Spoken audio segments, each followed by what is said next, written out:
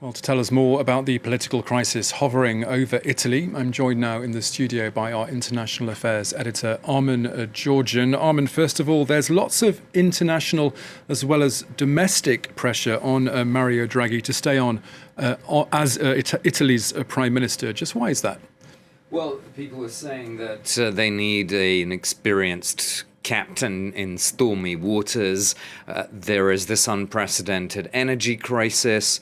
There's the budget that needs to be passed, and if it's not, then the poorer people in society will be hit even harder by the cost of living crisis, which is already there.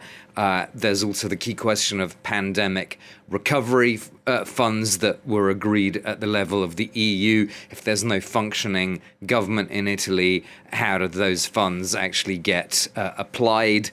And, you know, that obviously those funds go to the bigger question of how to get the Eurozone going again after the worst of the COVID pandemic, and Italy is very much part of that equation. And, you know, Mario Draghi, he might argue, well, that's all very nice that people see me as this safe pair of hands, but what's the point of me staying if I can't actually do anything? If government isn't really working, then I'm just a figurehead and I'm not really solving these pressing crises. So that's kind of the dilemma that he's in right now. Why, Armen, is it proving so difficult for Draghi to get anything done in Italy?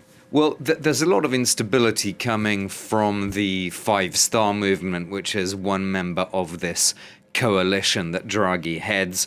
Five Stars are split among themselves on issues such as the sending of weapons to Ukraine. They're also divided over whether to continue supporting Draghi or not. So they are being seen by the other parties as very much the weak link in this chain of the coalition, with the right-wing parties, Forza Italia, and the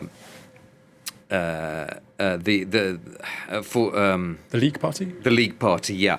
Both saying that they consider Five Stars to be unreliable and really not credible coalition partners anymore. So I think the key question today is that, can things significantly shift? Can the coalition somehow sort of rise to the occasion, rally around? That seems like quite a stretch, but that's the high bar that has to be reached in order for Draghi to stay on, instead of what would otherwise be, no doubt, him tendering his resignation again to the president. If somehow the coalition does manage to rally, although, as I said, that seems pretty hard to really imagine. If it does, then I suppose he could at least stay on until the next elections and try to manage these most pressing crises that I mentioned earlier.